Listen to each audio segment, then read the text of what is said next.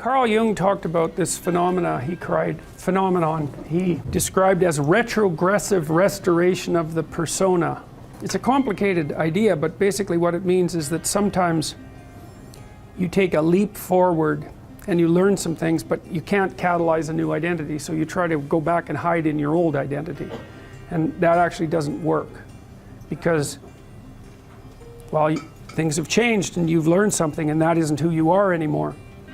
And so it's like you have to cut parts of yourself off in a destructive manner to fit back into the person that you were. Now what happens here is that Pinocchio escapes from this tyrannical situation and undergoes this descent into chaos, but he tries to go back home. He tries to go back to what he was, and he can't do that anymore.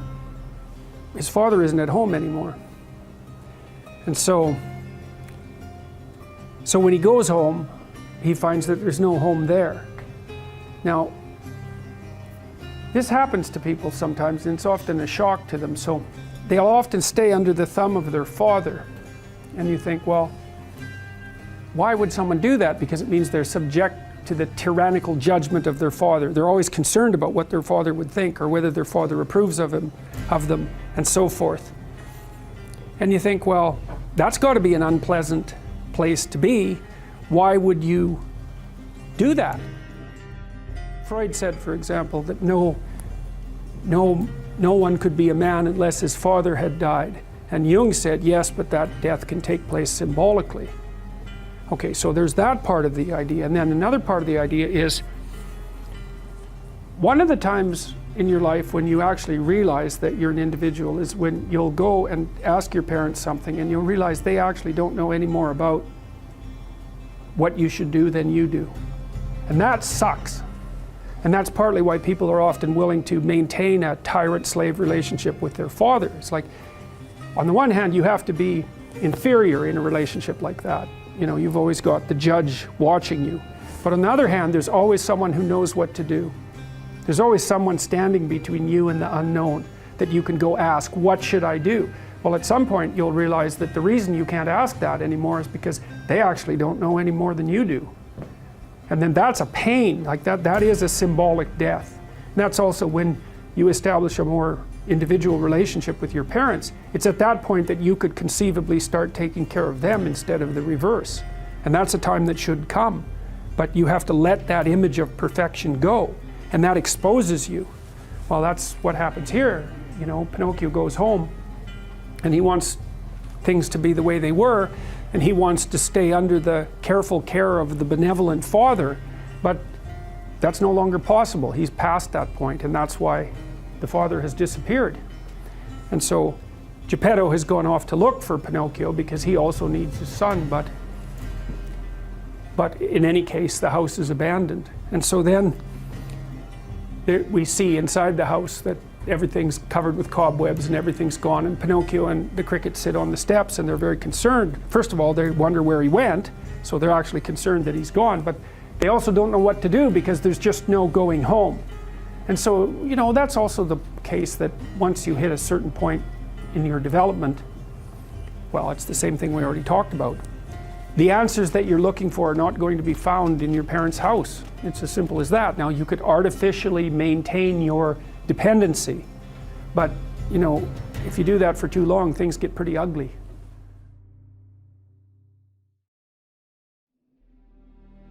Peter Pan is this magical boy. Pan is the god of everything, roughly speaking, right? And so it's not an accident that he has the name Pan. And he's the boy that won't grow up. And he's magical. Well, that's because children are magical. They can be anything. They're nothing but potential. And Peter Pan doesn't want to give that up. Why? Well, he's got some adults around him, but the main adult is Captain Hook. Well, who the hell wants to grow up to be Captain Hook? First of all, you've got a hook. Second, you're a tyrant. And third, you're chased by the dragon of chaos with a clock in its stomach, right? The crocodile. It's already got a piece of you. Well, that's what happens when you get older. Time has already got a piece of you. And eventually, it's got a taste for you. And eventually, it's going to eat you. And so Hook is so traumatized by that he can't help but be a tyrant. And then Peter Pan looks at traumatized hook and says, well, no, I'm not sacrificing my childhood for that. So that's fine, except he ends up king of the Lost Boys. In Neverland, well, Neverland doesn't exist, and who the hell wants to be king of the Lost Boys? And he also sacrifices the possibility that he'll have a real relationship with a woman, because that's Wendy, right? And she's kind of conservative, middle class, London dwelling girl. She wants to grow up and have kids and have a life. She accepts her mortality, she accepts her maturity. Peter Pan has to content himself with Tinkerbell. She doesn't even exist. She's like the fairy of porn. She doesn't exist. She's the substitute for the real thing. And so, but the dichotomy that you're talking about is very tricky, because there's a sacrificial element in maturation, right? You have to sacrifice the pluripotentiality of childhood for the actuality of a frame. And the question is, well, why would you do that? Well, one reason is it happens to you whether you do it or not. You can either choose your damn limitation, or you can let it take you unaware when you're 30, or even worse when you're 40. And then that is not a happy day. And I see people like this, and I think it's more and more common in our culture, because people can put off maturity without suffering an immediate penalty. But all that happens is the penalty accrues, and then when it finally hits, it just wallops you. Because when you're 25, you can be an idiot. It's no problem. Even when you're out in a job search, it's like, well, you don't have any experience and you're kind of clueless. It's yeah, you're young, it's no problem. That's what young people are like, but they're full of potential. Okay, well, now you're the same person at 30. It's like people aren't so thrilled about you at that point. It's like, what the hell have you been doing for the last 10 years? Well, I'm just as clueless as I was when I was 22. It's, yeah, but you're not 22. You're an old infant, right? And that's an ugly thing, an old infant. So part of the reason you choose your damn sacrifice, because the sacrifice is inevitable, but at least you get to choose it. And then there's something that's even more complex than that in some sense, is that the problem with being a child is that all you are is potential, and it's really low resolution. You could be anything, but you're not anything. So then you go and you adopt an apprenticeship, roughly speaking, and then you become something. And when you're something, that makes the world open up to you again. Like if you're a really good plumber, then you end up being far more than a plumber, right? You end up being a good employer. Not that plumbers, I'm not putting plumbers down. It's like more power to plumbers. They've saved more lives than doctors. So, hygiene, right? So, if you're a really good plumber, well, then you have some employees, you run a business, you train some other people, you enlarge their lives, you're kind of a pillar of the community, you have your family. Once you pass through that narrow training period, which narrows you and constricts you and develops you at the same time, then you can come out the other end with a bunch of new possibility at hand.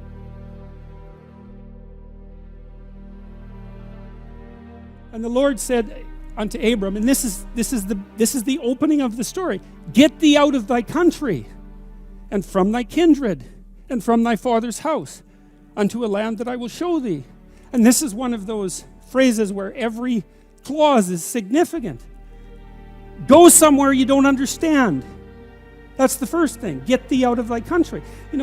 Back in the 1920s, there was a whole slew of American writers who ended up as expatriates in Paris, Hemingway among them, and a variety of others. It was very inexpensive in Paris at the time, and part of their transformation into great literary figures was the fact that they were out of their country, and now they could see what their country was, because you can't see what your country is until you leave it.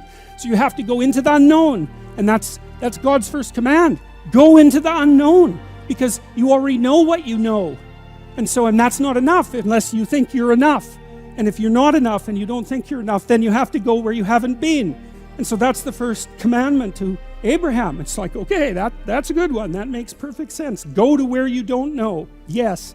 And from thy kindred. Well, what does that mean? It means grow up, right? That's what it means. It means get away from your family enough so that you can establish your independence. And that isn't because there's something wrong with your family, although perhaps there is, as there is perhaps wrong with you. But it means get away. I talk to people very frequently whose families have provided them with too much protection. And they know it themselves, and that means they're deprived of necessity. you know, one of the things that you see in the United States, for example, is that the children of first-generation immigrants often do better than their children. And the reason for that is that the children of first-generation immigrants have necessity driving them. And you don't know how much you need necessity to drive you, because maybe you're not very disciplined, and if a catastrophe doesn't immediately befall you if you don't act forthrightly today, then maybe you never act forthrightly, right? Because the gap between your foolishness and the punishment is lengthened by your unearned wealth, and so you never grow up and learn, and you have to get yourself away from your dependency in order to allow necessity to drive you forward. And that's to become independent and to become mature. And I think part of what's happening in our culture is that the force that's attacking the forthright movement forward of young men in particular is afraid of the power of men, because it's confused about the distinction between power and authority and competence. Like a man who has authority and competence has power as a byproduct, but the authority and competence is everything. And people who can't understand that fail to make the distinction between power and authority and competence, and they're afraid of power, and so they destroy authority and competence. And that's a terrible thing, because we need authority and competence. What else is going to allow us to prevail in the long run? And so you get away from your country, and you get away from your kin and from your father's house, right? And you go out there and you establish yourself in the world. It's a call to adventure. That's what the first lines in the Abrahamic story is, a call to adventure.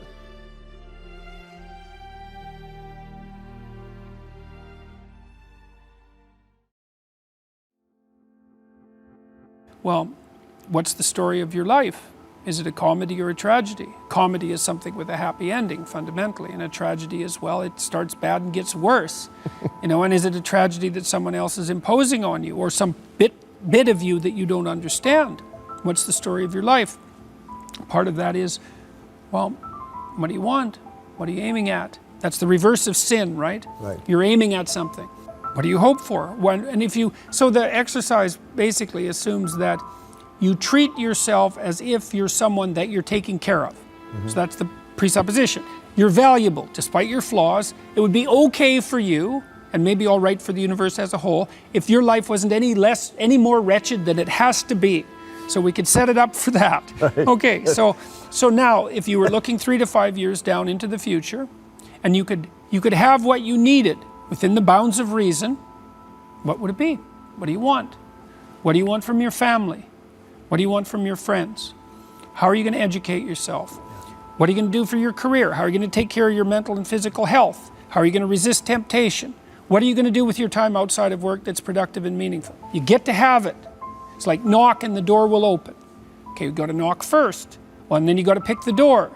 And I really like this, because it is, you cannot catch something you're not pursuing. So now, if you're pursuing it, that doesn't mean you'll catch it. But generally, you'll catch something interesting along the way. Yeah. You know, that's the thing that's so cool about this. Let's say you set out a vision, you start pursuing it, you don't get what you were after. But you learn a lot as you move towards that destination. And as you learn, your vision is going to change, and you may end up with something that's better than what you were aiming at to begin with. But that won't happen unless you initiate the journey. That's partly something I learned from the Abrahamic stories, with the story of Abraham in particular, because God calls Abraham to an adventure when he's like 85. It's like, get out of your father's tent, for God's sake. Get out there in the world, right? And really, that's how the story is set up. Leave your family and your tent. It's time to get out in the world. Well, what does he confront? Famine is the first thing, tyranny, and the potential loss of his wife. Yeah. It's like Abraham must have been going, it's like the tent's looking pretty good. But it's this call to adventure. Okay, so you put together a vision, that's your call to adventure. Get out there in the world and contend with it. Well, you might not get what you want, but you might find what you need. But it won't happen without the pursuit. And that's part of faith, right? Faith is, I'm going out in the world to seek my fortune. And if I do that properly, then the fates will cooperate with me. What you can do is make people more courageous. That's different. So even if you're treating people who are phobic, like agoraphobic, It isn't obvious that you make them less phobic. What is obvious is that you make them more courageous. So if you're treating someone who's agoraphobic and they won't go on an elevator, so they're afraid of the elevator, and you slowly expose them to the elevator, negotiating that, and they get to the point where they can get on the elevator, they're not really less afraid of death than they were. They're more confident of their ability to prevail in the face of adversity. And that you can teach that. And you do that by challenge. You do that through challenge. So if you want to build someone's self-esteem, let's say, but I would say encourage them, then set them a set of optimal challenges and allow them to watch themselves succeed at those challenges, and that will build it right into their bones. People think that the purpose of memory is to remember the past. And that's not the purpose of memory. The purpose of memory is to extract out from the past lessons to structure the future. And that's the purpose of personal memory. And so you're done with a memory when you've extracted out the information that you can use to guide yourself properly in the future. So if you have a traumatic memory, for example, that's really obsessing you, if you analyze that memory to the point where you figured out how you put yourself at risk and you can determine how you might avoid that in the future, then the emotion associated with that goes away. So memory has a very pragmatic function. And cultural memory is the same thing, is that we need to extract out stories from our past that structure our future. And we need that because, well, first of all, if you don't have a purpose, let's say, it isn't that your life becomes neutral in a meaningless sense. It's that your life becomes characterized by unbearable suffering, because the baseline condition of life is something like unbearable suffering. And what you have to set against that is a noble and worthwhile purpose. And hopefully your determination of that purpose is buttressed to some degree by the wisdom of the past, because you can't conjure something like that up on your own. And if you provide people with nobility of purpose, then they can tolerate the suffering of existence without becoming entirely corrupted by it. And cultures that don't do that, it isn't even so much that they die, it's that cultures that don't do that are dead. They're done. They don't have a story anymore. And they don't have a call to adventure. And then, well, then everyone suffers stupidly as a consequence. It's a very bad thing. So Churchill made the same observation that many of the great psychologists and philosophers made in the early part of the 20th century. It's like, bring the story forward and propagate it and make it the most noble possible story. And then you motivate people to transcend themselves, which they need to do.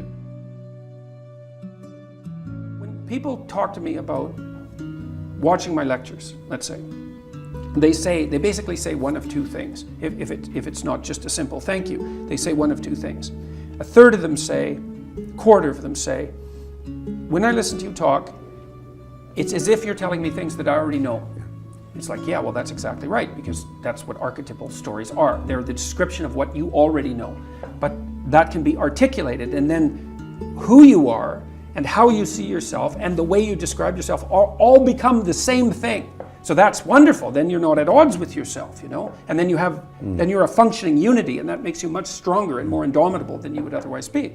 And then the other thing that people say, and this is more like 3/4 of them, is that they say, I was in a very dark place, I was addicted, I was drinking too much, I had a fragmented relationship with my fiancée, and I wasn't getting married, things weren't going very well with my family, my relationship with my father was damaged, I didn't have any aim, I was wasting my time, some variant of that, some combination of those.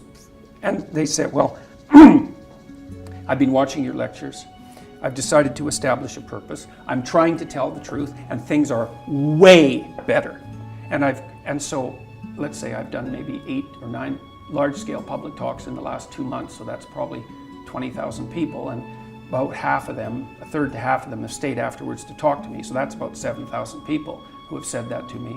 And then people stop me on the street all the time and tell me exactly that story, which is just wonderful. Like, you can't imagine how good it is to be able to go to places you've never been and to have people stop you on the street spontaneously and say, look, my life is way better than it was. It's like, it's so good.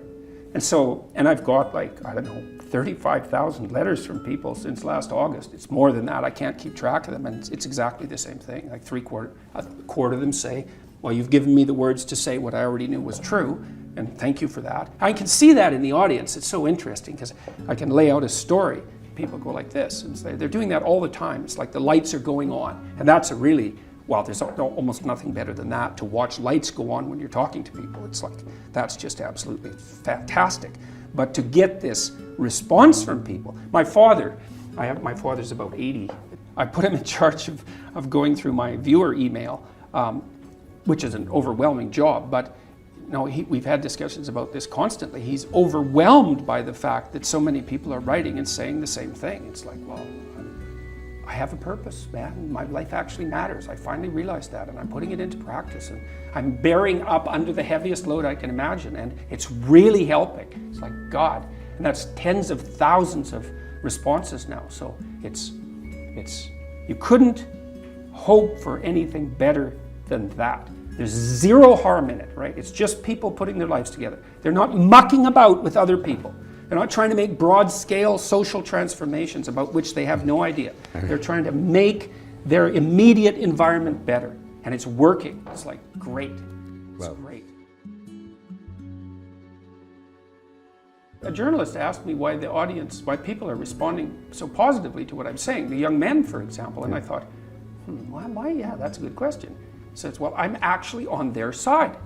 I'm really happy that they're not wasting their lives. I'm really sad to see that people are disenchanted and nihilistic and depressed and anxious and aimless and perverse and vengeful and all of those things. It's terrible. And then to see people question whether that's necessary and then to start to rise out of it. It's like, it's so fun. Like last night I was after my talk, it's overwhelming.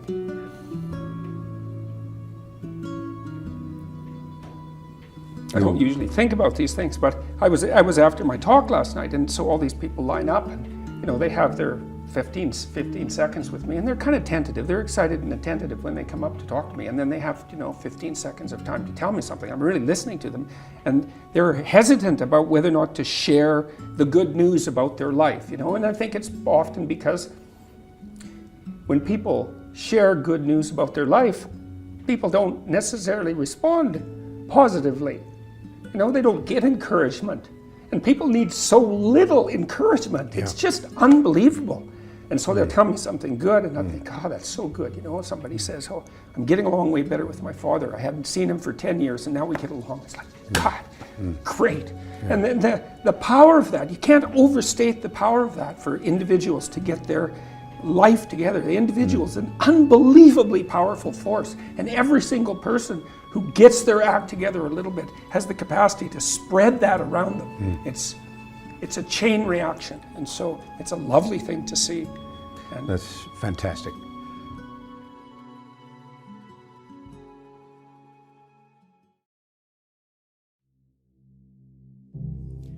Well, so what happens with Abraham? Well, he's at home, and these angels show up.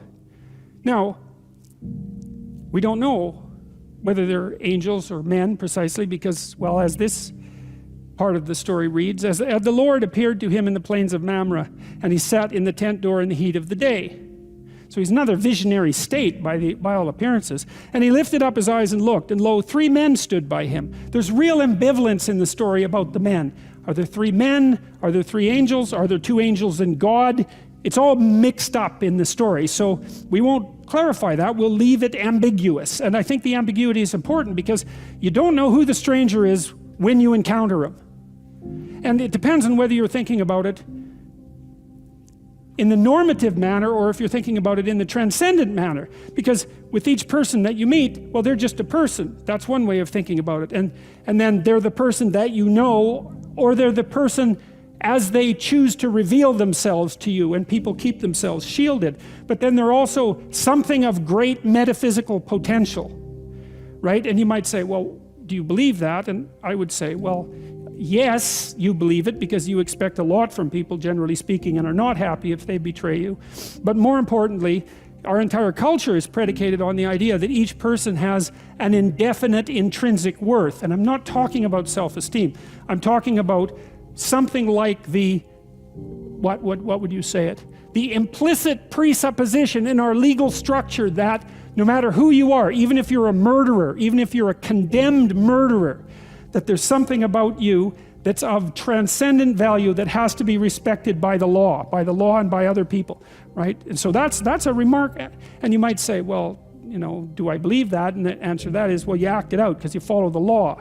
And it's not an easy thing to pull out of the law. It's kind of the idea that you have intrinsic natural rights. And you don't pull that out of our law, man, without having the whole thing fall down. And I think the whole idea that you have intrinsic natural rights is predicated on something like the biblical hypothesis that human beings have a logos nature and that we are involved in the speaking forth of being. And as beings who are involved in the speaking forth of being, there's something about us that has to be respected by ourselves in relationship to ourselves, by ourselves in relationship to other people, but even more strangely, by ourselves in relationship to even to criminals, even to vicious criminals. You can't remove that transcendent element. And that to me, that's also a miracle of conceptualization, because who the hell's going to think that up, right? Even the most vicious of murderers has a touch of the transcendent that needs to be respected. Of all the ideas that are unlikely, that's got to top the list. And of course, without that, you have a very barbaric legal system, right? Because no one is protected. As soon as you make a mistake, then you're in the damned and you have no rights whatsoever. And that isn't what happens in the West, which is an absolutely amazing thing. So anyways, Abraham is a master of the stranger. That's one way of thinking about it. He knows what to do when strangers come along, and he opens himself up to them. And I would say he does that. We know he's not a naive guy, Abraham, right? He's no weakling. A couple of stories ago, he took a big army and, you know, went and harassed a bunch of kings and took his nephew back. He's a tough guy. And so if strangers show up and he welcomes them, it's not because he couldn't do otherwise. He could certainly do otherwise. And it's not because he isn't aware of what people can be like. He's perfectly aware of what people can be like, but he determines to take a particular attitude towards them, and that is to welcome them. And why would you do that? And I think the answer to that is you hold out your hand in trust to someone and you evoke the best from them if that's there to be given. So it's an act of courage. It's like, it isn't me meeting you exactly. Not exactly. It's more like the transcendent part of me making a gesture that allows the transcendent part of you to step forward. And that happens all the time. It happens all the time in normative discourse. You know this perfectly well, because sometimes you can have a real casual conversation with someone that just goes nowhere, right? It's just shallow as can be. Or now and then you can actually make contact with someone, right? And you're both, I would say, enlightened and ennobled by the conversation. And that's we would call that a deep conversation for some reason, because we made a deep connection. Whatever that means. It means, well, it certainly means that it's not shallow. We're not sure about what these metaphors means, but it means that it reaches deep inside of you. It's something like that. You make direct person-to-person contact. And those sorts of conversations are replenishing. That's the right way to think about it. They genuinely are. And I think that's because they provide you with that bread that's not material bread. And that's the information that you need to thrive and to put yourself together. It does matter how you meet someone, and it does matter how you treat them when you first meet them. And it's amazing. I've learned to do this, at least in partly because I'm a clinical psychologist. I've learned how to talk to people very rapidly. And I have the most amazing adventures with people in cabs and when I travel, because I'll talk to them directly right away, and they'll tell me the wildest stories and show me the craziest things, because I'm actually interested in what they have to say. And I'm not afraid. Well, I'm somewhat afraid, but I'm not sufficiently afraid to have that stop me. And I'm acting on the presupposition that the person has something of great interest to reveal. And that's a very useful thing to know too, because one of the things that's really cool about people, and you really learn this as a clinical psychologist, is that if you can get people talking, they're so damn interesting you can hardly stand it. You know, because they have these idiosyncratic experiences that are only theirs, right? They're only theirs personally. No one else could tell the story, and that's the kind of stories that you want to hear. And when they tell you those stories, you learn something you didn't know. And so what that means is that you can treat the landscape of strangers as an endless vista of places to learn things you didn't know. And if you know enough so that you're satisfied with your life and everything has ceased to be a tragedy around you, well then you can be comfortable in your circumscribed domain of totalitarian knowledge, let's say. But if your life is insufficient and you're suffering more than you want to and everything isn't what it should be, then you need to look where you haven't looked for what you don't have. And then you can look outside, beyond you, and then you can make friends with what you don't understand. And that's a huge part of what this story is about. Because what happens is that Abraham welcomes the men, God, angels, and treats them very well, and reaps a tremendous benefit as a consequence. And then, well, then the story reverses, and we end up in Sodom and Gomorrah, where the same angels sojourn, and they're treated terribly, and all hell breaks loose. And so that's what the story's about. It's fundamental. Now there's a sexual impropriety thing going on that I'm also going to delve into, but I don't think that's the critical issue in the story. The critical issue in the story is, how do you act in the face of the stranger? You know, there's a statement in the New Testament. Christ says something like, when you do something to the least of people, you do it to me, him, right? And that's a very difficult statement to understand too, but it's something like, it's something reminiscent of the requirement to keep the idea of the transcendent reality of the person in mind at the same time you keep their proximal reality in mind. To have your mind in two places at the same time when you're talking to people. You know, I learned from a friend of mine in Montreal, who is very socially sophisticated in some ways. Whenever he went into I always liked going shopping with him, and whenever he went into a store and he talked and he had an interaction with a clerk, the first thing he would do is have an interaction with the clerk. You know, he wouldn't have an interaction with the role of the clerk. He'd like look at the person, sort of take stock of the fact that they were there, and then ask them something genuine about their job or their store or how they were doing, like go into a conversation right away. And he didn't get personal about it because that can be intrusive, right? You have to be very sophisticated to do this. But he did indicate to the person that he was there, at least in part, for the good that could be done between them. It's something like that. And then the person would be ridiculously helpful. And so then, you know, if people mistreat you, you see this with antisocial kids. It's a very tragic thing to see, because if you're an antisocial child, by the time you're about 4, you're very hostile and distrustful to people. And so you're like a growling puppy. And if you're a growling puppy, you tend not to get petted, you're more likely to get kicked. And if you're a growling puppy and you get kicked, then you have even more reason to growl. And that's sort of the story of antisocial kids. If they're not well socialized by the time they're 4 and they're more on the aggressive side, then they alienate themselves from the community and all they get is rejection. Well, and then they look at the rejection and they think, well, to hell with humanity, you know? And no wonder they think that. But the part of the catastrophe is that they get what they evoke. And I'm not saying it's their fault precisely, but it doesn't matter. That's still what happens. And so you might ask yourself, if you're not getting from people what you need, there is some possibility that you're not approaching, especially if this happens to you repeatedly across people. And this is a virtual certainty. If it happens to you repeatedly across people, especially if you have the same bad experience with people, it's not them, it's you. I would say 3 is the limit. If something happens to you once, you write it off. If it happens to you twice, it's like you open your eyes, but you write it off. But if it happens to you 3 times, it's probably you.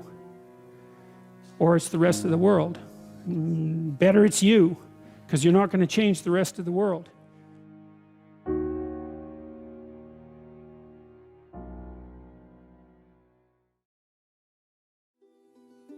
If you were to choose one rule from your book, which one would that be and why? Oh, it's probably tell the truth, or at least don't lie.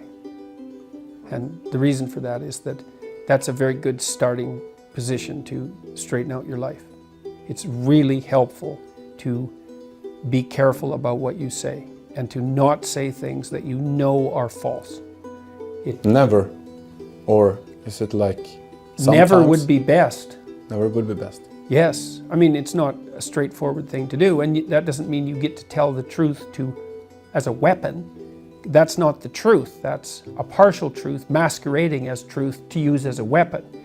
I mean, you have to be sophisticated about it. But it's very useful to discipline yourself not to use your language in a manipulative manner. It doesn't work. It's a very, very bad medium to long-term strategy. And your life will become much simpler in a good way, much less anxiety-provoking, and much more exciting and adventurous if you just say what you think. Or even more importantly, don't say things you know to be untrue. One suggestion I have for people is that they listen to what they say and feel how it makes them feel physically. And what you'll see if you start to pay attention is that some things you say make you feel like you're standing on firm ground, and other things that you say disconnect you and produce a feeling of disunity and weakness. And you might think, well, that's worth it because I'm manipulating the world in some particular way to get what I want and it'll probably work. It's like, it's not worth it. It won't work. It will kick back and you will be punished for it. So one of the things that I've learned as a clinical psychologist, which is actually quite a terrifying thing to learn, is that it's terrifying when I think of my own life. I've never seen anyone get away with anything, ever. Okay. Everything you do that you know to be wrong will absolutely come back and haunt you, and usually in a magnified way. And so it's very useful to know that and to be terrified enough of that so that you become careful with what you say. And so that's... And how is that possible? Well, I don't know if it's possible perfectly, but you can always chase an ever-receding goal. I mean, you can certainly not lie. That's possible. Yes. I mean, the reason I used that formulation in the rule was because, well, you can't exactly tell the truth because you're ignorant. There's lots of things you don't know. You have your blind spots and your biases, even if you're trying to work against them. So telling the truth, that presupposes you know the truth. You can strive towards the truth. I don't think you can know it, but you can certainly know when you're about to say something that's patently untrue by your own definition, and you can certainly not do that. So, and that's an excellent place to start. It will, if you do that for a number of years, your life will change radically and positively. I'm going around everywhere I can, suggesting to people, for example, that they adopt more responsibility and that they try to develop a vision for their life and that they try to tell the truth. And of all three of those things, the only idea really that competes with the truth as in terms of potency is the idea that you should strive to be positively predisposed towards being, towards existence, despite its fragility and suffering. So classically speaking, the two highest virtues are truth and love. And it's difficult to put one of those ahead of the other. Love means something like hoping and striving for the best for things, despite the fact that they're inadequate and damaged and perverse and often malevolent. And that's part of, say, love your enemies, is, well, what do you want for your enemies? Well, you might say you want their defeat. Maybe you want their violent, painful defeat, but it's better to want their transformation. It's better in all regards to want that and to hope for that and to act towards them in a manner that might facilitate that. So, and that's part of that courageous attitude towards existence that would manifest itself in positive regard for living things, especially for people. So, truth in the service of love, that's the right ethic.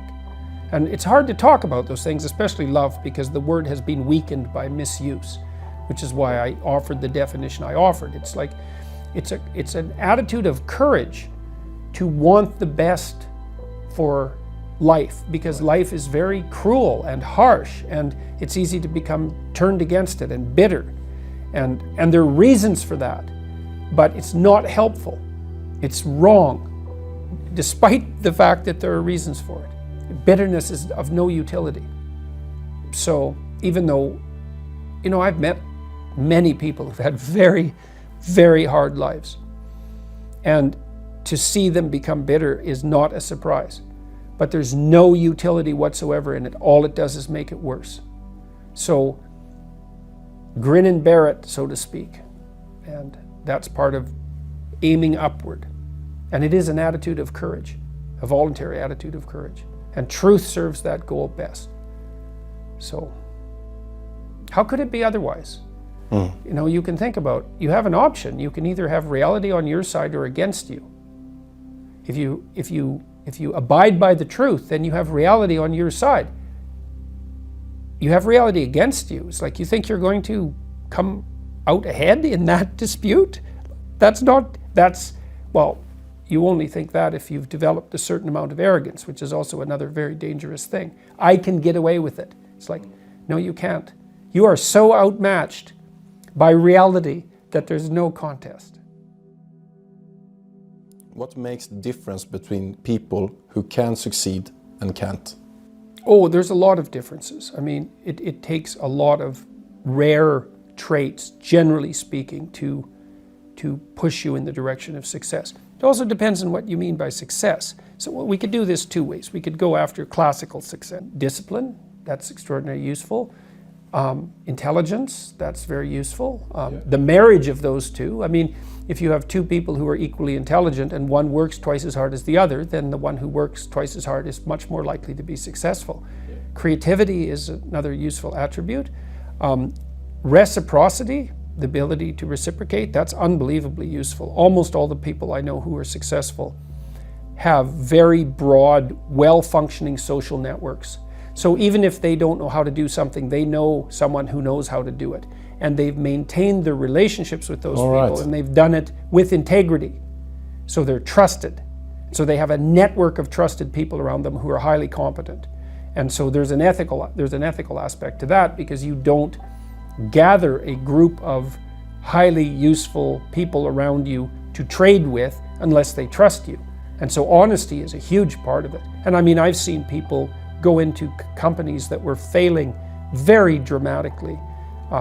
Competent people go in, and with nothing other than their competence and their honesty, turn the companies around completely.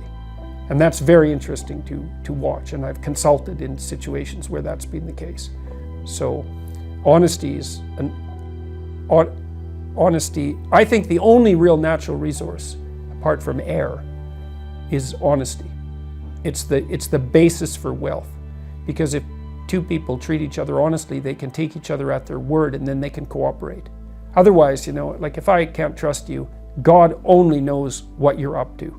You're so complicated that we can't do something simple and straightforward and directed together, because we're going to spend all of our time trying to figure out what in the world is going on.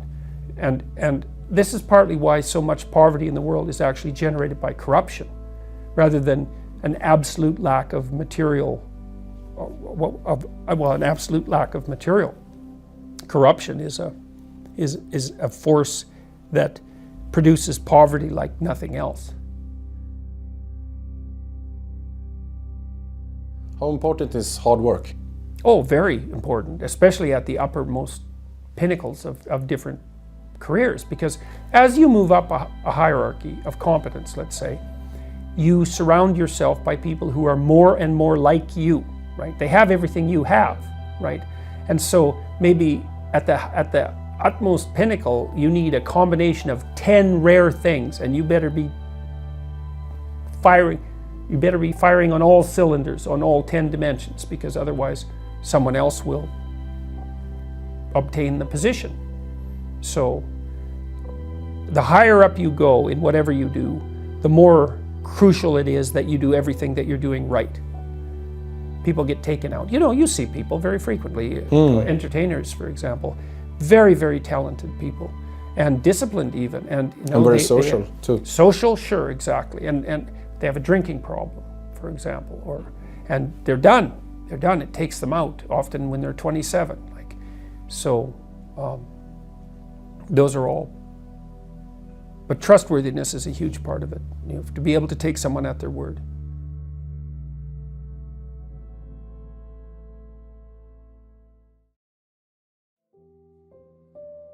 And partly what those religious stories are trying to relate, to the degree that they can, is that each person has a destiny that's actually crucially important, and that in the pursuit of that destiny they start to see what is associated with the highest orders of meaning. One of the reasons that I believe that each person should take their place in life, and that this is so important for each individual, is that we all have that potential residing within us, and it has the possibility of making the world more like hell or more like heaven. And to the degree that we can have the courage and the faith to manifest that in a positive way, then we tilt everything in a positive direction. And that's not some naive sort of namby-pamby positive direction where everyone's nice to each other all the time. That's like the ongoing march of civilization that makes the world, that feeds people and cures disease and helps take care of children and keeps suffering under bay and keeps malevolence in check. And that's all part of that divine capacity that people have. And religious systems are an attempt to communicate that across the centuries. And it's not an easy thing to divine from them, but it's a very important thing to understand. And I really do believe that you leave a hole in the world if you don't fill the space around you with the destiny that's part and parcel of the best part of you. And it's not good. You have to have a sense of, you have to have two senses. You have to have a sense of how terrible the world is and could be. And then you have to decide that you're going to move away from that as much as you possibly can, at least to move away from that. To have a conceptualization of hell. Yes. And to be properly terrified of that, and to understand that that's a place that you can put yourself and drag other people into, and that it's sufficiently real. And that's the proper message of the 20th century. And then to think about how you might improve yourself incrementally so that that probability decreases, and then you can start to develop a vision of what things might look like if they were better, and strive towards that. And partly what I'm doing now is, for me, trying to clarify the relationship between meaning and responsibility, which I think is, of all the things that I've been talking to people about, probably the most useful, to help people understand that you need a meaning in your life to buttress yourself against the tragedy and the malevolence and the betrayal, and that you find that fundamentally in adoption of responsibility. Now that can become excessive, if it's too one-sided and you don't see a part for other people to play. But fundamentally you need to carry a weight that's Sisyphus, and that weight should be something that you truly regard as worth carrying. It justifies the sacrifices, it orients yourself in life, it provides you with a sense of meaning, it constrains your anxiety, gives you a certain amount of dignity, and it puts the world, it moves the world forward in a better manner. And I do believe that each of us every day decide with every decision whether we're going to make the world a better place or a worse place. And so that's meaningful for me. That's the essence of what I believe meaning to be, the instinct that orients you towards proper action in the world. It's the most real thing there is. One of the things that people don't understand too, it's not laid out very clearly, is that a virtuous path, so that would be one that's oriented to some higher order goal, is a lot more difficult and requires a lot more courage and discipline and strength than an impulsive criminal path, even though there's a certain romance that's associated with that. That's probably better than hiding in your mother's basement, but that doesn't mean it's the highest order way that you can possibly be. And so part of orienting yourself in the world is to heed that call to adventure, and to try to make the adventure as difficult as you can manage, and as productive in consequence as you can manage. You have written a book and done a series of lectures that have become embraced around the world. Some people don't get lucky breaks like That's for sure. Some people just die, and horribly. Yeah, life's rough, no doubt about it. And if good luck comes your way, then you should be grateful for it. And if happiness manages to manifest itself, you should be grateful for that too. But how do you give a personal responsibility message while taking account that for some people it's harder to take personal responsibility and the deck is stacked against them? Well, I think the deck is stacked against everyone to some degree because life is very difficult and we all die. So, but some people do have it harder than others. And all of us have it very hard at some times in our lives. It's like, well, what's the alternative? You take responsibility for that and try to struggle uphill because the alternative makes everything worse. It's not like it's fair. I know perfectly well that people have brutal lives. I've been a psychotherapist for 20 years. I've seen things you can't imagine, horror shows that you can't fathom, and people who have been hurt in so many ways, so many dimensions. It's like, bitter? Should they be bitter? Should they be resentful? Should they become violent? These things don't help. They have to struggle uphill despite their excess burden. And it's responsibility, not guilt. You know, it's not necessarily their fault. One of the things that has just blown me away in the last year, because I've talked to lots of people live, you know, but also lots of people online. But it's more obvious live, and it's obvious in this theater as well, is that I've gone around and spoken, and a large proportion of my audience has been young men, you know, under 30, something like that. And I've spoken to them a lot about responsibility. And what's so odd about this is that of all the things that I've spoken about, because I can see the audience and I can feel how the audience is reacting, because I'm always paying attention to all of you insofar as I can manage that. So I get some sense of how what I'm saying is landing, you know, which you have to do if you're going to speak effectively to people. And what happens is if I talk about responsibility is everyone is silent, just like they are now. It's silent and not moving, right? Focusing, attentive. Say, pick up your responsibility. Pick up the heaviest thing you can and carry it. And the room goes quiet and everybody's eyes open. And I think, that always makes me break up. I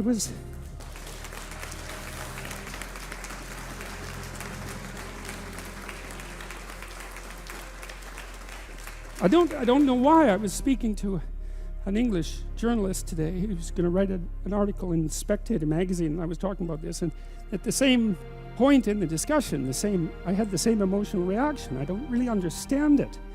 I think there's something about it that's so crucial, because, you know, we've been fed this unending diet of rights and freedoms, and there's something about that, there's something about that that's so pathologically wrong.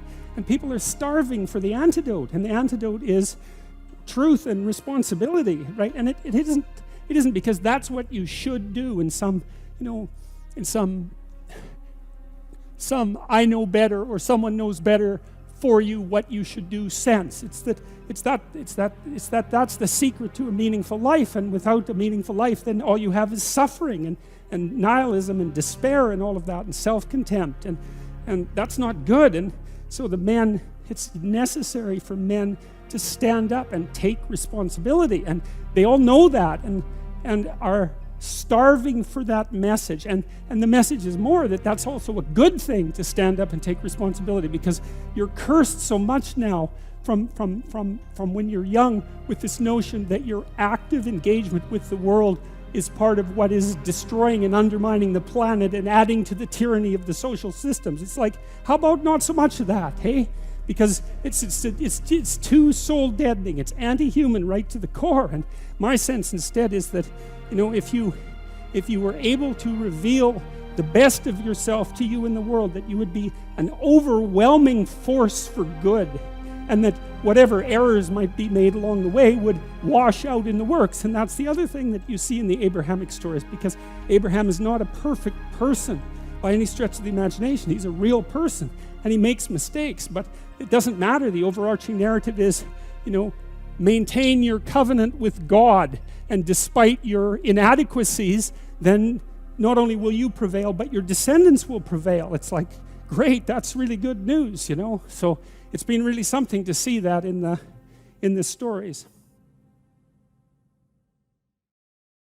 On a very regular basis, daily basis, wherever I am now, people come up to me, and it's often men, and tell me the same sort of stories that I laid out in that clip, that they've decided to develop something approximating a vision for their life and to adopt more responsibility and to straighten themselves out, and that they can see why that's necessary, because you can't just do it. You also have to see why it's necessary, because it takes effort to forego immediate gratification and resentment and aggression and short-term status seeking, let's say, to put something away for the future. You have to understand that you have a moral obligation to do that. That's paramount. And partly what I'm trying to do is to provide people with an explanation that carries them through the difficulties. Because I do believe that every person who doesn't bring forth their potential into the world leaves a gap that's filled by something that's not good, and not good for anyone, not good for them, not good for their families, not good for the culture, and it's a real problem. And I believe that is the case for every single person.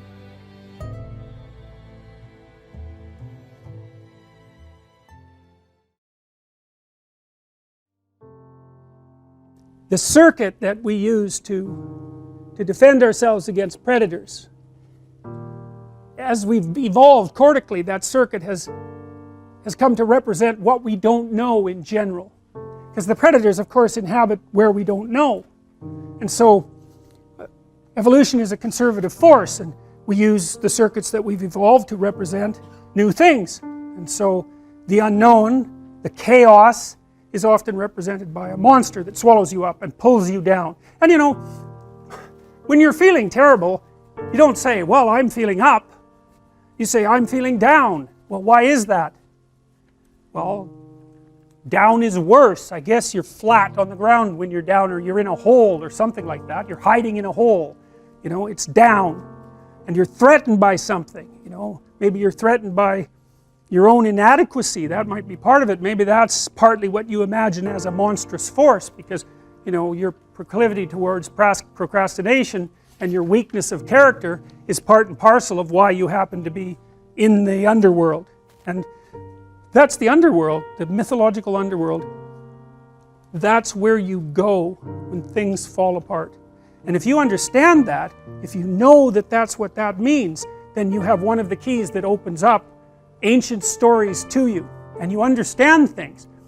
Your life can be organized, going very well, and then something comes up, and poof, everything changes. Some axiom that you were living by, and it might be the existence of a partner, it might be a job, it might be your health, any of those things, gone. And you go somewhere when that happens. You go somewhere. It's a state of being. You're still in the same world, but it's not the same at all anymore. Everything about it is different. It's all negative and dark, and you don't know what to do. You're confused. And so, what do you do down there in the underworld when things have fallen apart? Especially if it's the worst possible case scenario and you realize that you actually had something to do with your demise. That's really annoying, when something bad happens to you, and then you grind yourself into bits trying to figure out what the hell happened, and then you realize that, well, you were playing a causal role. Now, sometimes you're so depressed you assume you're playing a causal role, and you weren't. It's not easy to figure out by any stretch of the imagination, and it isn't that everyone who does something terrible is at fault for it, but sometimes you find that you were off the path somehow, and maybe even that you knew it and you didn't attend to it, and that's why all of this hit the fan. And so then down there in that chaos, you decide that you're going to do what you're supposed to do instead. And then maybe you get to rise up again, renewed, if you're lucky, and then you can go fix the city. And that's what this story's about. And that's why I picked the image to represent the course, because really what happens, you see, with the psychoanalysts, the road to health, if you're not doing well, which means that as you act in the world you're not getting what you want, there's something wrong with the match between your presuppositions and your actions, habitual, and the way the world is responding to you. And so it's not turning out for you. And the question is, well, what can you do about that? And One answer might be to examine yourself for presuppositions and action patterns that are not serving you well, and to find out what they are and what to do about them. And maybe some of that is, maybe you're not moving forward because of fear, and maybe that fear is grounded in terrible experiences that you had in the past that you've never been able to understand. And maybe one of the ways of gluing yourself back together and expanding your personality so that you could in fact live properly in the world is to go back to those terrible events and untie them and straighten them out and understand them and drop them. To navigate, there's two things you need to know. And the first is, where the hell are you? Exactly, precisely, right? Razor sharp. What's good about you and what's bad about you? By your own reckoning. You don't have to, you can ask other people, but this is a game you play yourself. It's like, as far as I'm concerned, I'm taking stock. What is it that's okay about me and what needs some work? And you got to watch to not be too self-critical when you're doing that too, because that can just be another kind of flaw. And then the next is, okay, well, where are you going? What's your destination? Well, and that's what the frame is. Now, you know, you could do that in a very sophisticated way.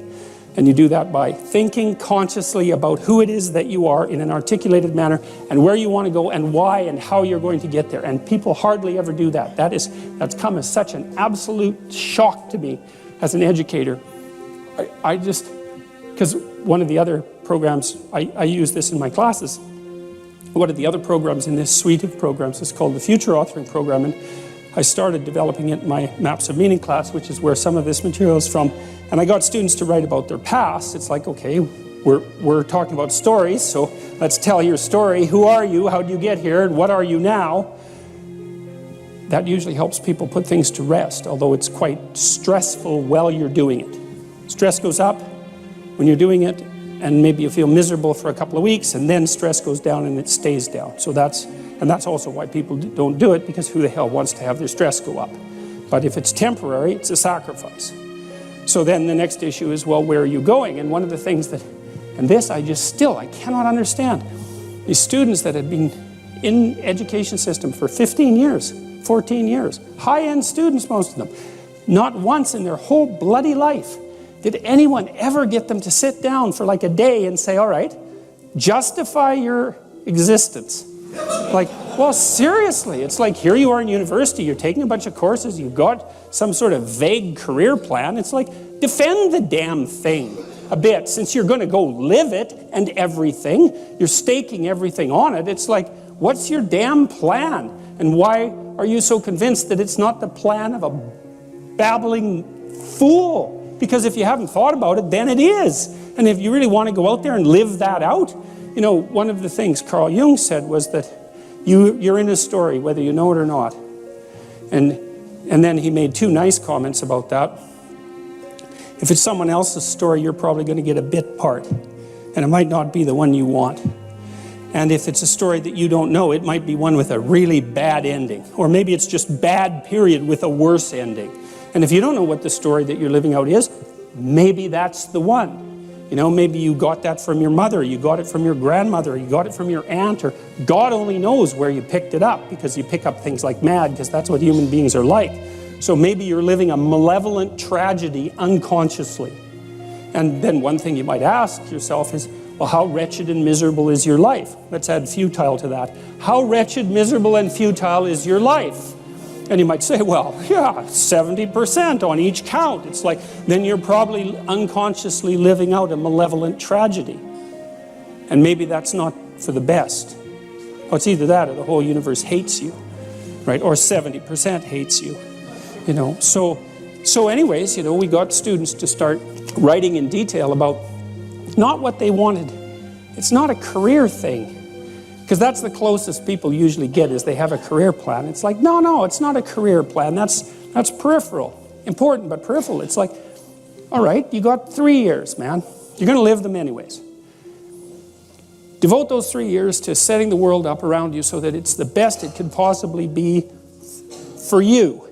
As if you were taking care of yourself, as if you cared for yourself. Well, what would that look like? You know, let's say, just for the sake of argument, if you figured out where you were, that you could have what would be best for you. Well, what is that? I bet you never asked. People don't ask. And so life comes at them like random snakes, and they sort of fend them off. And life goes by, and things don't work out the way people expected them to. But a huge part of that is they didn't know where they were because they wouldn't look or didn't know that they should look.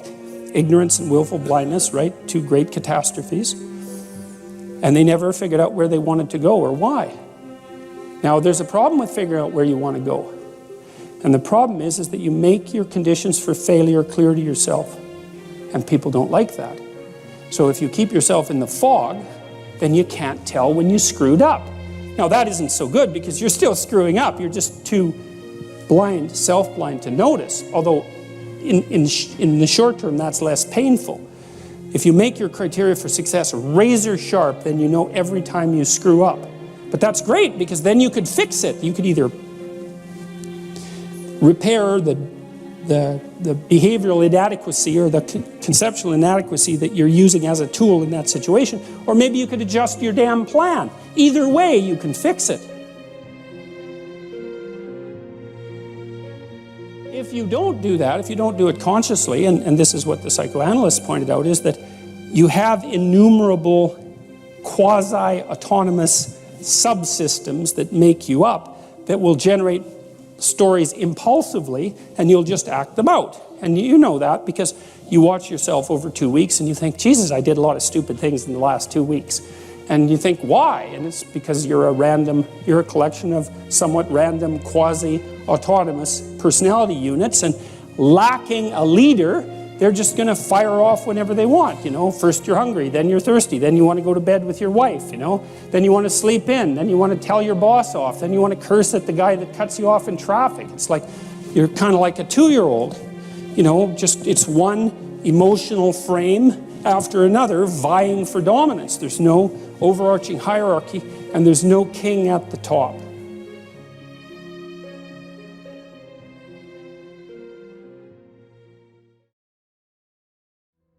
We have to move forward towards things because we have requirements. There are things that we require to keep us alive and to keep us wanting to be alive as well. And those are different things.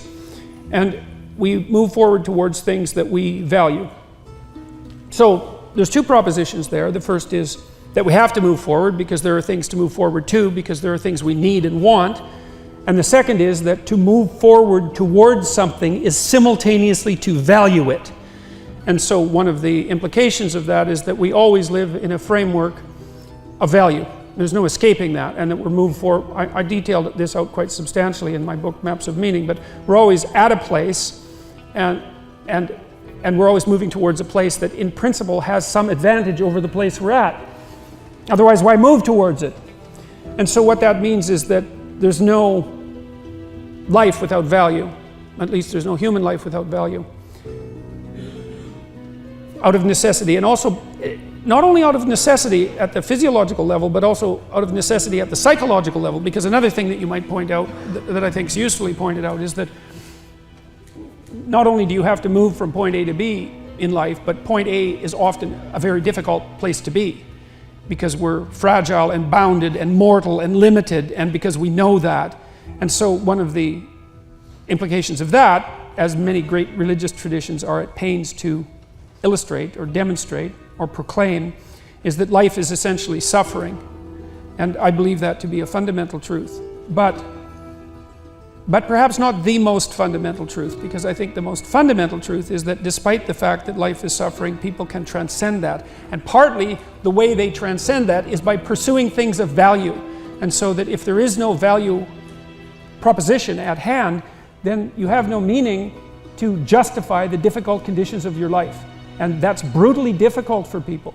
You know, Nietzsche said, he who has a why can bear any how. And you see, and I've certainly seen this as a clinical practitioner, that people who have no purpose in their life are embittered by the difficulties of their life. And they become first bitter, and then resentful, and then revengeful, and then cruel. And there's plenty of places to go past cruel. That's just where you start if you're really on a downhill path. All right, so those are the first propositions. The second proposition would be, well, if you're going to pursue something of value, because you're a social creature, you're going to pursue that thing of value in a social space, and that means you're going to compete and cooperate with people around you in the pursuit of that value. And what that inevitably means is that, given that the pursuit of anything valuable is going to be a collective enterprise, that you're going to produce a hierarchy, or maybe more than one hierarchy, but at least a hierarchy of competence in relationship to that pursuit. So it doesn't matter what you decide to pursue, maybe you're going to do that cooperatively, you're going to find that you and other people vary in your ability to manage that pursuit effectively and efficiently. And so there's going to be a hierarchy of people, from those who are very good at the pursuit, maybe it's pole vaulting, maybe it's delivering massages, maybe it's delivering groceries, maybe it's setting up an enterprise. It doesn't matter. But if it's a valuable pursuit and you pursue it socially, you're going to produce a hierarchy. And the hierarchy is going to be one of competence. And so if you're going to pursue value, then you're going to construct a hierarchy. And then there's an implication from that, which is that if you construct a hierarchy, most of the people within that hierarchical structure are a minority of people are going to be fantastically successful at the pursuit, and a very large number are going to stack up at the bottom. And that's a manifestation of what's known as Price's law. It's mapped by the Pareto distribution. It's an expression of what's been known among economists as the Matthew principle from the New Testament. To those who have everything, more will be given. From those who have nothing, everything will be taken away. And it's an iron law of the distribution of success in hierarchies. Abraham is self-conscious, that's what this commentary says, but the thing is he moves forward despite that. He's self-conscious and he knows the danger, but he moves forward despite that. And that's actually the appropriate response in the face of actual non-naive understanding of what constitutes life. Like, if you're naive and you move forward, it's like, well, what the hell do you know? You know, there's no courage in naivety because you don't know what there is to stop you. You don't know what dangers you might apprehend. But to be aware of what it is that your problem is, so to be alert existentially, let's say, or to be fully self-conscious, means that you're perfectly aware of your limitations and how you might be hurt, and then to make the decision to move forward into the unknown and the land of the stranger. Anyways, I would say that's one of the secrets to a good life. And I can say that really without fear of contradiction, I would say, because the clinical literature on this is very, very, very clear. What you do with people who are afraid, and to some degree depressed, but certainly anxious, is you lay out what they're anxious about, first of all, in detail. What is it that you're afraid of? What might happen? And then you decompose it into small problems, hypothetically manageable problems, and then you have the person expose themselves to the thing that they're afraid of, and what happens isn't that they get less afraid. That isn't what the clinical literature indicates exactly. What happens instead is they get braver. And that's not the same thing, right? Because if you get less afraid, it's like, well, the world isn't as dangerous as I thought it was, you know, silly me. If you get braver, that's not what happens. What happens is, yeah, the damn world's just as dangerous as I thought, or maybe it's even more dangerous than I thought, but it turns out that there's something in me that responds to taking that on as a voluntary challenge and grows and thrives as a consequence. And there's no doubt about this. Even the psychophysiological findings are quite clear. If you impose a stressor on two groups of people, and on one group the stressor is imposed involuntarily, and on the other group the stressor is picked up voluntarily, the people who pick up the stressor voluntarily use a whole different psychophysiological system to deal with it. They use the system that's associated with approach and challenge, and not the system that's associated with defensive aggression and withdrawal. And the system that is associated with challenge is much more associated with positive emotion and much less associated with negative emotion. It's also much less hard on you, because the defensive posturing system, the prey animal system, man, when that thing kicks in, it's all systems are go for you, you know. The gas is pushed down to the pedals pushed down to the metal, and the brakes are on. You're using future resources that you could be storing for future time right now in the present to ready yourself for emergency.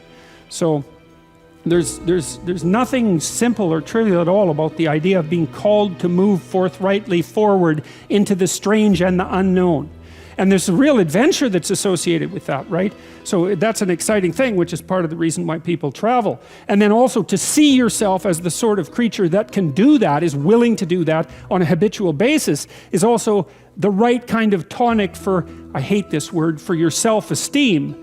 You know, because the self-esteem has nothing to do with feeling good about yourself. As I already mentioned, there isn't necessarily a reason why a priori you should just feel good about yourself. But if you can view yourself acting in a courageous and forthright manner and encountering the world and trying to improve your lot and taking risks, you know, in a non-naive way, well, then you have something that you can comfort yourself with at night when you're wondering what the whole damn point of your futile and miserable life. And that's necessary, because it's often the case that you wake up at 4 in the morning, or at least sometimes the case that you wake up at 4 in the morning when things haven't been going that well, and wonder just what the hell the point is of your futile and miserable life. You have to have something real to set against that. It can't be just rationalizations about how, you know, you're a valuable person among others, even though that's true. That's not good enough. You need something that's more realistic to set against that. And observing courage in yourself is definitely one of the things that can help you sleep soundly at night when things are destabilized a little bit around you.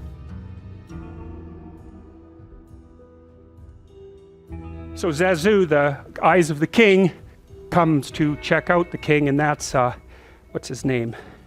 What's the king's name? Mufasa. Yeah, and he's a very regal looking person, lion, and he stands up straight and tall, and that means that he's high in serotonin, because serotonin governs postural flexion. And if you're dominant and near the top of hierarchies, you tend to expand so that you look bigger than you could if you shrunk down. And so if you're a low dominant person, you wander around like this so that you look small and weak, and you don't pose a threat to anybody. But if you're at the top, you expand yourself so that you can command the space, and that's why he has that particular kind of regal posture. And if you look at his facial expression, you see that it's quite severe. Like he's capable of kindness, but he's also harsh and judgmental, and that's what society is like. That's what the superego is like. And what that means is that he's integrated his aggression. And I've seen this happen in my clinical clients when they come in and they're too agreeable. They look like Simba looks later in the movie when he's an adolescent, and he's sort of like a deer in the headlights. Everything is coming in and nothing is coming out. But when the person integrates their shadow and gets the aggressive part of themselves integrated into their personality, their faces harden. And if you look at people, you can tell, because the people who are too agreeable look childlike and innocent, and the people who, well, a hyper-aggressive person will look, you know, mean and cruel. But I've seen people's face change in the course of therapy. Men and women. And what happens is they start to look more mature, and it's more like they're judging the world as well as interacting with it properly once they integrate that more disagreeable part of them. It's very, very necessary, and that's part of the incorporation of the Jungian shadow, or the incorporation of the unconscious from a Freudian perspective. But old Musafa there, he's already got that covered.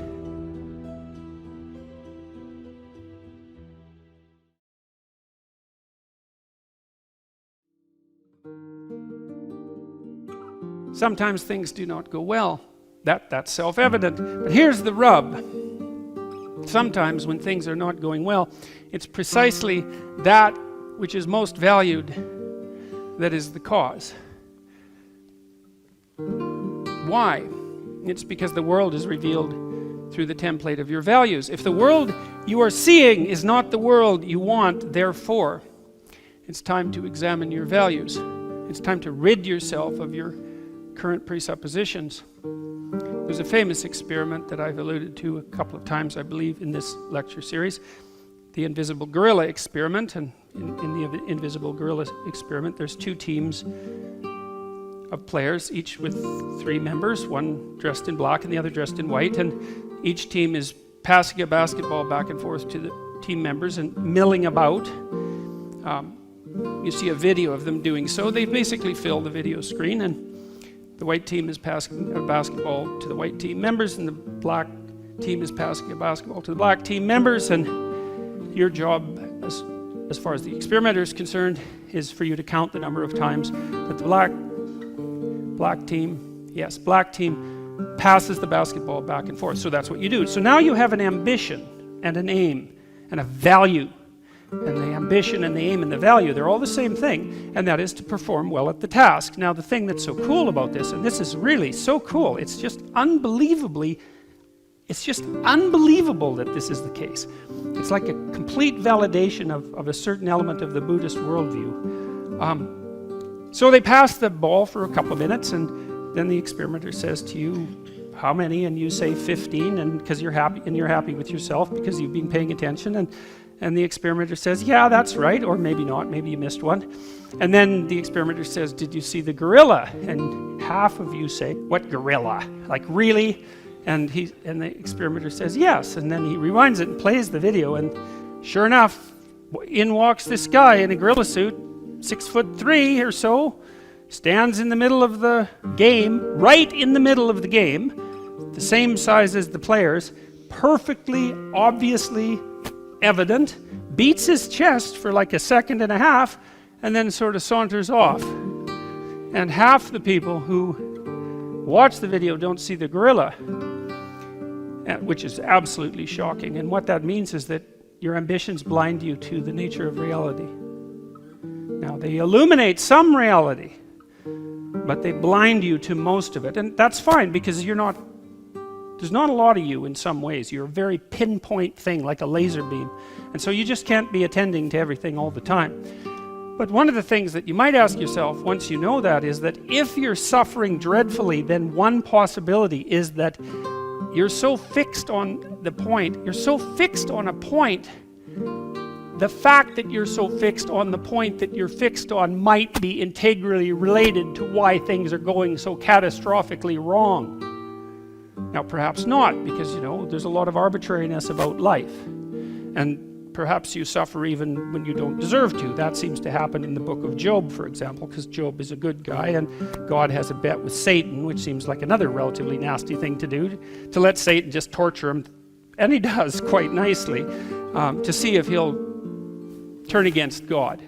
And it seems like a rather playground sort of thing for God to engage in, but the point is that even in a document like the Old Testament, there's ample suggestion that sometimes people just get wiped out and hurt, even if they're living good moral lives, aiming properly and all that. There's an arbitrariness in life that's not eradicable, but it's possible that it's what you're clinging to that's hurting you. And it's even possible that's the thing that you're clinging to the hardest that's hurting you the most. That could easily be someone you love. Like, lots of times I see people in therapy and they're miserable for one reason or another, and sometimes it's because they have a very close relationship with a family member, and that just isn't working. The family member, for the sake of simplicity, we'll say, is not really oriented towards helping them have a good life. The family member is instead oriented towards making them as bloody miserable as you can possibly make anyone, and what would you say, exploiting the bond between family members in order to enable that. And then sometimes the sacrifice that's necessary is either merely distancing yourself from that person, sometimes substantively, and sometimes seriously distancing yourself from them, like, we don't talk anymore, ever. And so that's pretty damn rough, and it hurts and all of that, but it's a good example of the fact that sometimes, in order to extract yourself from the miserable bit of chaos that you happen to be enmeshed in, you have to let go of what you love best.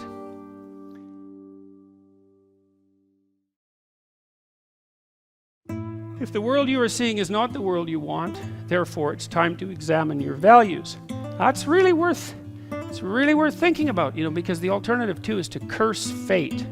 Right? Because if it isn't you, and there's nothing you can do to change, there isn't something you're doing that's wrong, then it's fate itself, it's the world itself, it's other people, let's say, because they're a huge part of the world, or it's the nature of the world itself, or it's God himself in whatever form you either believe in or don't believe in, because it's fundamentally all the same in the sort of situation that I'm describing. So, and one of the things that's really interesting, and I mentioned this before about the Israelites in the Old Testament, is that they got this right. It's really something, because what happens to the Israelites over and over in the Old Testament is that they get all puffed up about how wonderful they are, and then they make moral errors because they're arrogant, and then God comes along and just cuts them into pieces for like generation after generation, and then they wobble back to their feet, but they always maintain the same attitude, which is, we did something wrong. We did something wrong. It's like an axiom rather than observation, is that if things are not laying themselves out for us as they should be, then we cannot curse God. We have to look to ourselves. Well, and you think, well, why not curse God? Because maybe it's his fault. And that's a really good question. And one of the things that I've tried to figure out over the last 30 years is, well, why not just curse God? Because there is this arbitrary element to existence, and we are vulnerable, and there is plenty of suffering, and things are unfair. Like, there's problems, right? There's injustice and unfairness and all of these things, and endless suffering. So why not just lay it at the feet of God? And whether God exists or not, in some sense, by the way, with regards to the metaphysics of this particular discussion, is not relevant. The point remains the same either way. And the answer is, as far as I can tell, that if you refuse to take on the responsibility yourself, and you attempt to lay it at the feet of either society or being itself, then you instantly start to act in a way that makes everything much worse, not only for you, but for everyone else, and maybe even for being itself. And so, no, it's not helpful. Now, if you decide that it's you've got the problem, maybe that's not even true. Like, maybe you are someone who's being tortured by the bet between God and Satan, and like, too bad for you if that happens to be the case. But it still seems to be the appropriate thing for a human being who's standing on his or her own 2 feet in a proper manner to take the responsibility on for themselves, regardless of the counter-arguments that might be made against it. That's really something. It's time to rid yourself of your current presuppositions. I also think of that. It's a deadwood issue. You know, one of the things you see with motifs like the phoenix. Remember when Harry Potter goes off to fight the basilisk that turns you to stone when you look at it? It's a dragon for all intents and purposes. Well, when he gets bitten by the dragon and poisoned, that's the dragon of chaos, right? The thing that turns you to stone when you look at it. When he gets bitten by it, then he's going to die. And yeah, well, if you get bitten by the thing that turns you to stone when you look at it, if it bites you, man, if you're not dead, you're going to wish you are. It's one of the two. And then the phoenix flies in and cries tears into the wound, and that heals him. And the phoenix is the thing that allows the dead wood to burn off occasionally, let's say. Well, I think it's once every 100 years with a phoenix, and of course it's pretty dramatic. The whole damn bird has to go up in flames, and then there's nothing left but an egg. But there's a very serious message there too, which is that, you know, you can compare yourself in some sense to a forest fire, to a forest, you know, and a forest has to burn now and then for the dead wood to clear so that the forest can actually maintain its continued existence. And if you stop the forest from burning for a prolonged period of time, which happened in the United States when they were trying to manage the forest fires too tightly, then all that happens is the dead wood accumulates and accumulates and accumulates and accumulates and accumulates until the whole damn forest is dead wood, and then lightning hits it and it burns so hot that it burns the topsoil off. And then there's nothing left, nothing grows. And so that's a good moral lesson, which is don't wait too long to let the damn deadwood burn off, you know. Maybe a little self-immolation on a daily basis might be preferable to burning yourself all the way down to the bedrock, you know, once every 20 years or so, because maybe there won't be anything left of you when you do that. That happens to people all the time. I've seen that happen to people many, many times. The deadwood accumulates, the mess around them gathers, the chaos that they haven't dealt with accumulates, and then one day the spark comes and they burn so far and so fast that there's not enough left of them to recover. And then they're the people who've been eaten by the beast. They're the people who've been eaten by the dragon and now are inside its belly, another very common archetypal motif. And while maybe a hero will come along and rescue them, or maybe they'll just stay in there forever. And that's a precursor to the idea of hell. And it's not something I would recommend. So a little medicine on a regular basis is a lot better than total immolation on terms other than your own.